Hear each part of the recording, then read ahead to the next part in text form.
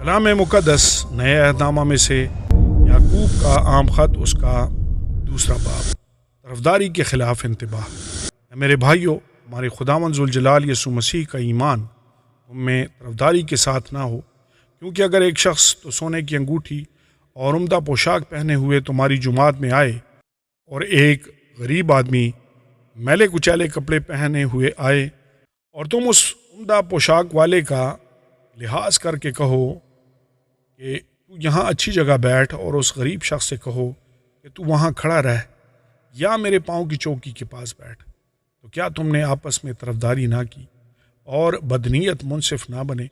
اے میرے پیارے بھائیو، سنو، خدا نے اس جہان کے غریبوں کو ایمان میں دولت مند اور اس بادشاہی کے وارث ہونے کے لیے برگزیدہ نہیں کیا جس کا اس نے اپنے محبت کرنے والوں سے وعدہ کیا ہے، لیکن تم نے غریب آدمی کی بے عزتی کی۔ کیا دولت مند تم پر ظلم نہیں کرتے اور وہی تمہیں عدالتوں میں گھسیٹ کر نہیں لے جاتے؟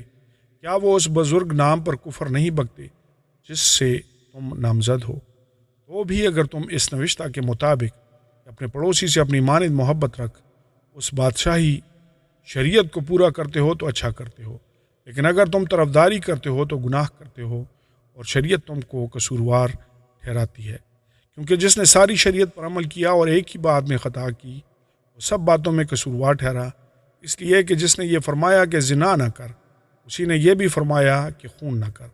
بس اگر تو نے زنا تو نہ کیا مگر خون کیا تو بھی تو شریعت کا عدول کرنے والا ٹھہرا۔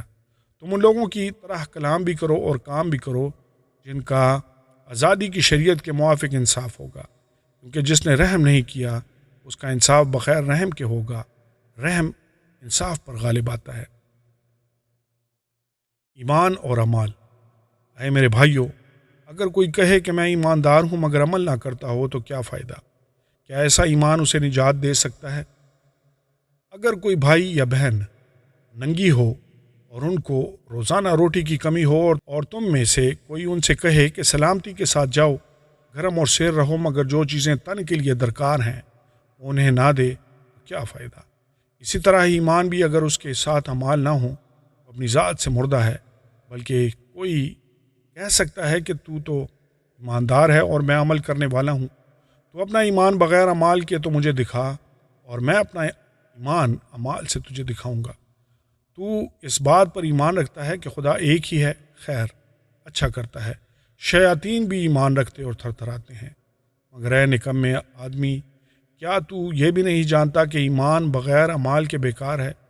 جب ہمارے باپ ابراہیم نے اپنے بیٹے اسحاق کو قربان گاہ پر قربان کیا تو کیا وہ اعمال سے راست باز نہ ٹھہرا؟